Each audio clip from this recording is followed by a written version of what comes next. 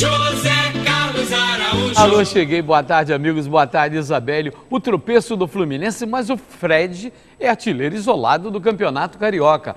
A polêmica do Vasco e Flamengo mantido para São Januário. E por que o Flamengo não vai lançar um colombiano que estava para estrear? Você vai saber tudo isso a partir de agora, começando com o destaque da gandolinha mais famosa do Brasil, Fernanda Maia. Boa tarde, Zé. Boa tarde a todos. Eu quero saber exatamente isso. O que vocês acharam do desempenho do Fluminense ontem, deixando empatar aos 44 do segundo tempo? Participe através do nosso WhatsApp. Anota o número aí, 979285375. Eu estou esperando você. E pode mandar vídeo também, que a gente vai registrando aqui a tua presença. Hoje, inclusive, tem vídeo no WhatsApp. Wilson Pimentel, repórter da Rádio Tupi, o seu destaque. Boa tarde, Zé Carlos. Um forte abraço a você, aos amigos em casa do SBT Esporte Rio.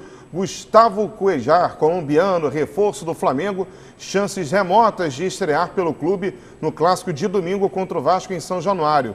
O jogador ainda não está 100% fisicamente. Muricy Ramalho está adotando a tática da cautela para preservar o jogador para a sequência do Cariocão, Zé Carlos. Domingo é dia de clássico no Campeonato Carioca e aqui pertinho do SBT.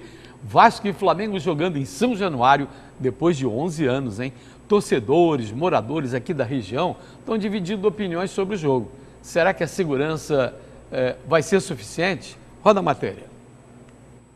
O Vasco recebe o Flamengo em São Januário em um jogo cercado pela preocupação com a segurança. Com ruas estreitas, o estádio não conta com esse duelo desde 2005. A polícia promete reforço extra, com um policial para cada 40 torcedores. E o acesso ao setor de visitantes estará isolado. Até a noite de quinta-feira, cerca de 5 mil ingressos já haviam sido vendidos, num total de 19 mil colocados à venda. Para a torcida rubro-negra, estão disponíveis 1.900 lugares. Nas ruas, opiniões divididas. São Januário não tem nada demais. É a nossa casa e é o nosso dever jogar aqui dentro. Eu tenho medo porque é complicado. Duas torcidas, rivalidade muito grande. Já teve Vasco e Corinthians agora há pouco tempo, não deu confusão. Basta ter um policiamento bom, entendeu? E saber separar as torcidas. Tenho medo, sim. Porque Vasco e Flamengo sempre foram rivais, né? Vasco e Flamengo se enfrentam neste domingo às 5 horas da tarde. Na tabela, o Cruz Maltino é o líder do Grupo A. Já o Mengão ocupa a segunda posição do Grupo B. A história é a seguinte: o Flamengo apelou para o Ministério Público baseado num documento assinado em 2011 pelo então presidente Roberto Dinamite. Negócio de ajuste de conduta, uma historinha assim. Só que o JEP, que faz o policiamento dos estádios, garantiu a segurança. E o Vasco da Gama, que é responsável, também garantindo. E por isso o jogo está mantido para 5 da tarde, né, Pimentel? Lembrando, Zé Carlos, que o presidente Eurico Miranda, né, desde que ele voltou a presidir o Vasco da Gama, uma das promessas de campanha dele era a seguinte: fazer com que São Januário tivesse condições de receber os grandes jogos e principalmente clássicos regionais. Para que você tenha uma ideia, as torcidas organizadas que antes mantinham salas, né, embaixo da arquibancada, próximas às cabines de rádio, próximas à tribuna de imprensa, essas salas foram desativadas e hoje servem às categorias de base do Vasco. Ou seja, foi um passo adiante, à frente, que o Vasco acabou adotando. E toda a parte de remodelação, remanejamento, obras que foi feita para que o estádio de São Januário fosse adequado para o clássico. E uma das exigências era um portão específico para a torcida visitante. Foi construído esse portão na rua Francisco Palheta. Consequentemente, a torcida visitante não passa pelos torcedores do Vasco. E tem aquele negócio do camburão lá, o policiamento, acompanhar. São 500 homens da Polícia Militar trabalhando domingo em São Januário. E vão fazer o acompanhamento, inclusive, dos torcedores que vão chegar do Flamengo. São 1.900 ingressos. Será que vão vender os 1.900? Acredito que sim. Todas as exigências foram cumpridas, Zé Carlos. Agora basta saber se vai existir um bom comportamento da torcida do Vasco, que é dela que a gente precisa esperar. Torcedor do Vasco, se vocês não se comportarem legal, não vai mais ter clássico por lá. Falando nesse assunto, Zé Carlos, através do nosso WhatsApp, o pastor Gilson mandou uma pergunta para vocês. Dá uma olhada. Fala, garotinho. Aqui é o pastor Gilson, do Rio de Janeiro. Será que agora com o Muricy Ramalho e o pessoal aí, o reforço do Clube de Regata Flamenguista, vai conseguir ganhar a equipe vascaína no domingo? Vamos ver, né? Tamo na torcida. Fala aí qual seria a escalação que você faria. Valeu, garotinho. Tamo junto. Vai lá, Mengão. Valeu, pastor Gilson. Olha aqui, o Muricy Ramalho mudou a cara de jogar do Flamengo. O Flamengo antigamente dava bico na zaga lá pro alto e o Guerreiro ficava perdido procurando bola pelo alto. Agora não, o Flamengo toca a bola e principalmente com a entrada do Mancoejo, a gente vê o Flamengo refinar esse toque de bola. A bola está chegando lá na frente, mas com qualidade, não é na base do chutão não. Eu acho que o Flamengo e Vasco vai ser um jogo nervoso, vai, mas não tem favorito. O Vasco está melhor no campeonato, é líder do seu grupo, mas o Flamengo está crescendo e está mostrando um conjunto que exatamente não tinha o ano passado. O Pimentel sabe por que o Cuéllar, o colombiano, não vai estrear domingo. Por quê? Ainda não está 100% fisicamente, né, Zé Carlos? O jogador até participou dos treinamentos finais, né, podemos colocar assim, da fase de pré-temporada do Flamengo, mas nesse momento é até imprudente que ele entre em campo contra o Vasco. Agora, até em cima disso você falava do Mancoejo, né? Lembrando que o William Arão pôs fim, né, no bola pro alto, né? E bico para frente no time do Flamengo. Deu ali uma arrumada ali no setor defensivo, passou tranquilidade para o Márcio Araújo, que agora ajuda.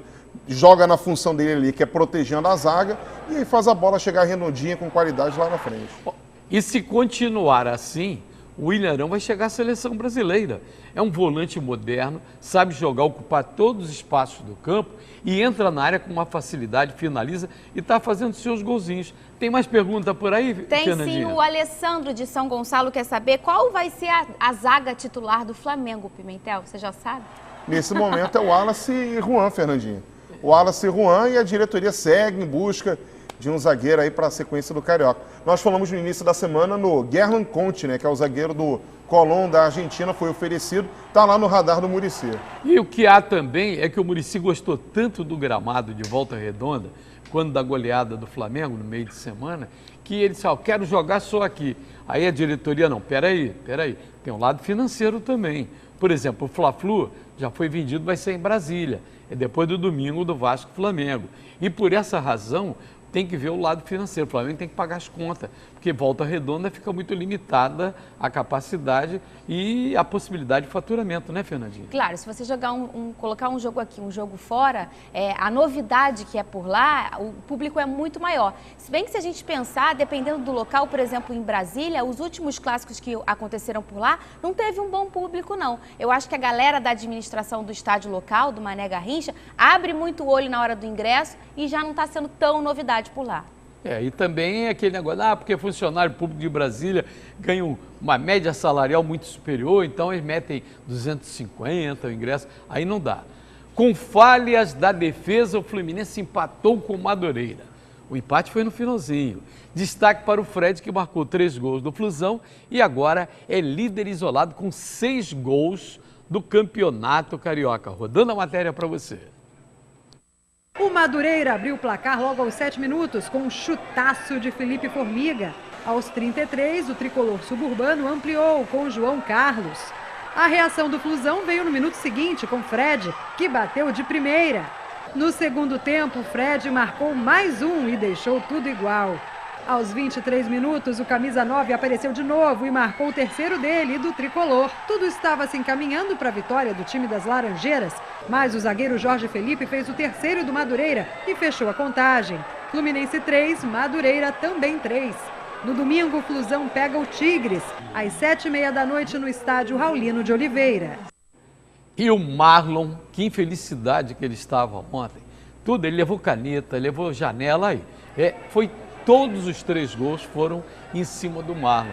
E por isso o Fluminense, que tem aquele velho problema, o Gerson daqui gritava, desde o tempo do Leandro Eusébio. Canhota vai ficar com saudade do Leandro Eusébio ainda, hein? E eu quero, para falar nisso, o Gerson e o Gilson estarão voltando na próxima segunda-feira. O Gilson Ricardo já recuperado. Não é, no Pimentel? Hoje ele passou pela manhã lá na Super Rádio Tupi, já chegou agitando. Segunda-feira estou de volta.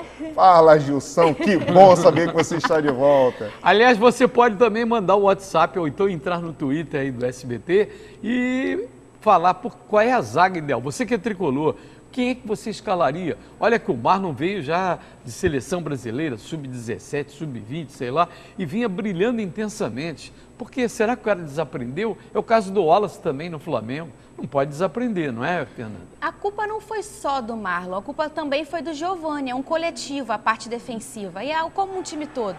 E aí, se a jogada já parte, o Marlon fica vendido, que foi exatamente o que aconteceu no gol do Fluminense. Se a gente parar para analisar o time do Fluminense, o Pimentel já comentou aqui durante todo o mês de janeiro que a pré-temporada do Flu foi meio esquisita lá em Orlando. E aí, contar disso, a gente pega o Henrique, que já está há quase um ano sem jogar, o Giovani, que ficou parado por conta de lesão, o Diego Souza, que não está na sua fase física melhor, o Danielzinho, que é um menino que está chegando no profissional ainda. Quer dizer, são muitas peças que ainda estão tentando se encontrar. Numa pré-temporada que foi pífia, é isso aí o resultado do Fluminense. E olha aí também, nossa pesquisa aí na rede, é quem ganha o clássico domingo, Vasco ou Flamengo. O Flamengo até agora está com 83%. É um momento que a galera está vibrando, né, Pimentel? Exatamente, José Carlos, mas no papel, o time do Flamengo tecnicamente é superior ao do Vasco. Agora, o Vasco também atravessa um bom momento. É lógico que o torcedor do Flamengo está empolgado, está se deixando levar pela vitória competente, pela goleada sobre a Portuguesa da Ilha. Agora, a vitória sobre a Portuguesa da Ilha não serve como parâmetro para o clássico de domingo contra o Vasco. Tecnicamente, são equipes completamente distintas, fora o fator casa, né, E Zé o Carlos? gaúcho técnico da Portuguesa caiu depois da goleada de 5-0. E há que se considerar também que o Jorginho foi quem menos mexeu, manteve a base. E principalmente o Nenê, que é o jogador da maior regularidade nos últimos tempos. Eu vejo o Nenê todo jogo ou fazer gol, seja de pênalti, seja como for, ou dar assistência para o gol do Vasco, Fernanda. E o Nenê, que fez números incríveis, o Vasco está com o GPS agora durante os jogos, ele correu 12 quilômetros no último jogo, coisa de jogador de Champions League. Olha, Nenê, você está com sua idade, com toda a sua experiência e parabéns, porque na parte física você está surpreendendo. Ainda voltando para o Fluminense, a gente chegou a fazer uma pesquisa aí, qual é o técnico do futebol carioca que vai cair primeiro, dos clubes grandes. E o Eduardo Batista, a galera tá pegando no pé dele. Ainda ontem gritaram burro, burro, burro. Eu queria saber, por exemplo, por que o Fred saiu. Será que ele já tinha garantido a vitória? Porque o Fred é que comanda por ali. Tanto que ele chegava na beira do campo, dava instrução para... Deu, inclusive, pagou geral para o Danielzinho, porque ele não estava voltando. E o Fred saiu. Aí, de repente, a galera gritou, e o Fluminense acabou cedendo o empate. Então é fácil de resolver, Zé Carlos. Demite o Eduardo Batista, coloca o Fred à beira do campo. Está resolvido, porque se ele é substituído, não quer sentar no banco, não quer ficar descansando, então vai lá discutir tática. Vai lá, aplica o treino, escala o time e monta do jeito que quiser. Agora, o time do Fluminense está passando esse sufoco por dois motivos. O primeiro, a saída do Jean. O Fluminense não encontrou uma peça de reposição quando o jogador foi negociado com o Palmeiras. Ali. E o Edson, que está barrado e está desesperado, porque está vendo o Pierre lento, deixou na zaga na podre. Hoje é muito fácil culpar o Marlon, mas o Pierre não está jogando absolutamente nada. E o Edson, que é muito bom tecnicamente, está barrado e está indo para o Corinthians. Há inclusive quem diga que o Edson tinha um problema com o diretor lá do Fluminense e era questão pessoal que estava sendo afastado. Agora, ele foi um jogador que, quando entrou, aprovou no Fluminense. Temporada do ano passado fazendo gol, né, Fernanda? Gostei muito do Edson, não só na parte defensiva, como apoia também. E eu concordo com o Pimentel, tá fazendo falta. Aí a gente vê um jogo ontem, você tira o Pierre e coloca o Magno Alves. Tudo a ver, hein, Pimentel? Exato. Mais uma das invenções do Eduardo Batista. Agora, o Zé Carlos, daqui a pouco o nosso telespectador vai começar a mandar aqui para a Fernandinha o seguinte: Abel Braga é um baita do nome. E o preço? Só que ele tem um contrato ainda, existe uma cláusula no contrato que ele tinha com a Al Jazeera que impede o Abel de treinar um clube até o meio do ano. Agora, se pensar a longo prazo, bota o Marcão de interino e o Abel Braga de junho em diante. Agora, perde-se muito tempo, né, Zé Carlos? É verdade. A gente estava falando, inclusive, do Fred, essa primeira liga já aplicou a primeira punição, a comissão disciplinar. Foram 5 jogos de suspensão para o Fred e para o Léo. Só tem um detalhe, só vale para a Liga, não vale para o Campeonato Carioca, não vale para o Campeonato Brasileiro, é só na Liga. Não é, Fernanda? Exatamente. Já vamos lembrar que a Liga ainda há um imbróglio com relação à CBF. A CBF aprovou, mas não é uma competição da CBF. Inclusive, em determinados momentos dessa novela Liga, Primeira Liga, aí foi constatado que os primeiros jogos eram amistosos, depois não, enfim. Por conta disso, não é o STJD que julga essas situações. São advogados à parte e com isso o Fred ganhou 5 jogos apenas nessa competição. Falando de Botafogo, o atacante Salgueiro, de 32 anos, já está no Rio para assinar o contrato até dezembro com o Botafogo. Ele disse que se espelha no Louco Abreu, Lodeiro, Navarro, trio que já passou pelo Fogão, mas as características dele são muito mais de Lodeiro, meio armador, do que propriamente um Louco Abreu, que é o jogador que fica lá na área, um centroavante de referência, Pimentel. 22º uruguaio que vai defender na história o Botafogo, Zé Carlos. E ele chega aí com status, né, de vice-campeão da Libertadores com o Olímpia, e o Ricardo Gomes já disse, Salgueiro no time do Botafogo vai atuar como meia de ligação e não como atacante de referência, como muita gente estava pensando. Aliás, atacante de referência é um negócio que o Botafogo também está procurando, está precisando. Tem um garoto Luiz Henrique, o Neilton seria também? Mais ou menos, Mais ou menos. O Neilton joga mais pelos flancos do campo. Quem faz também essa função por ali é o Ribamar, que também tem 17 anos. Quer dizer, 2 garotos que hoje são as opções de centroavante para o Botafogo. Agora, em relação a isso, Zé Carlos, tem o Thiago Neves, que não é aquele que joga futebol. Esse aqui é de Seropédica. Quer saber, Pimentel, por que o Botafogo não joga como jogou em 2013, quando não tinha um jogador fixo no ataque e todos atacavam e todos também ajudavam na marcação? Porque ainda falta qualidade nesse time do Botafogo para a disputa do Campeonato Carioca. Se você observar, embora o Ricardo Gomes tenha aí conseguido manter a base do ano passado, falta aquele jogador pensador, de coordenação de jogada, aquele atleta agudo que possa levar o time à frente. Agora o Botafogo joga sem um jogador de referência, sem um atacante, aquele 9, o cabeçudo lá na frente, caneludo. Mas não tem experiência, não tem qualidade. A galera não está satisfeita com o rendimento do Botafogo, mas o Botafogo está com 100% de aproveitamento no Campeonato Carioca e é líder do seu grupo. Um rápido intervalo e daqui a pouquinho você vai saber também o que tem de novidade amanhã no Esporte Mágico. Rafael Paiva, que anda na rua, mas hoje está no estúdio. Já, já. Você já se acostumou, todo sábado, 12h30, tem Esporte Mágico, um programa super movimentado. E aquele cara que fica na rua, anda de skate, anda de patins e tal, tá aqui, é o Rafael Paiva, que vem para contar as novidades de amanhã. Sou eu mesmo, chega junto. Eu já chego galera, fala, cadê o skate? Cadê o skate? O skate ficou em casa, garotinho. Conta pra galera aí quais são as novidades do programa de amanhã, 12h30. 12h30. Então, a novidade amanhã é que eu estive lá na Vila Vintém para conhecer a Cissa Maia, uma campeã, a karateca de karatê, campeã mundial de karatê, mas ela teve uma história muito triste, emocionante. O pessoal, exatamente, olha, e ela dá aula para essas crianças ali, numa laje muito simples lá na Vila Vintém, e dedicou a vida toda, está dedicando agora... E a terra da mocidade. É, a terra da mocidade, exatamente, a terra da mocidade. E agora ela está aí dedicando, e ela teve uma história muito triste, ela teve uma adolescência com drogas, superou, virou campeã, e é uma história emocionante, garotinho. Olha, o Rafael Paiva, todo o programa tem aquele quiz na rua. Ele pega o cara improvisado e tal, faz aquela perguntinha. Você sabe onde é que surgiu a primeira passar a tocha olímpica ali, em qual país? Foi Berlim, Londres ou Tóquio? Só que só amanhã no Esporte Mágico para responder onde começou a passagem da tocha olímpica, Paris, Tóquio ou Londres. E o que tem mais ainda amanhã? E tem Marcele Borchetta, né? Ela fez uma matéria com o Rodrigo Schweitzer, que perdeu 30 quilos. E aí ela entrou no caminho também, entrou, né? Ela fez um desafio, ela falou que vai perder 10 quilos até o final. Ela falou que até o final do ano perde 10 quilinhos e tal, mas ele perdeu 30 quilos em 7 meses. Olha não foi só. com cirurgia. Bom desafio. E aí só amanhã para saber como é que ele perdeu esses 30 quilos em 7 meses. E qual é o segredo? O segredo é amanhã no Esporte Mágico para saber o segredo. Eu não vou contar agora, e não. As mulheres vão se preparando aí que depois do carnaval, de repente, tem aquele... ganha uns quilinhos aqui e tal. Não, mas é um fato inusitado. É um fato inusitado. Além de malhação e além de alimentação, é uma coisa, um probleminha que ele passou aí, pessoal, que ele teve que perder um peso e que aí eu acho que muita gente vai Rafa, querer perder. Amanhã na rua. Amanhã na rua. Valeu, e tem garoto. Mineirinho também, campeão mundial de surf lá com a Mônica Chagas, contando a matéria. Amanhã se encontra lá. Até amanhã, pessoal. Valeu. 12h30, Obrigado, Esporte Rafa. Mágico. Obrigado. Recado final da Fernanda Maia. Eu vou deixar um beijo pro Antônio de Vigário Geral e todos vocês que participaram. Um excelente final de semana, Esporte Mágico amanhã.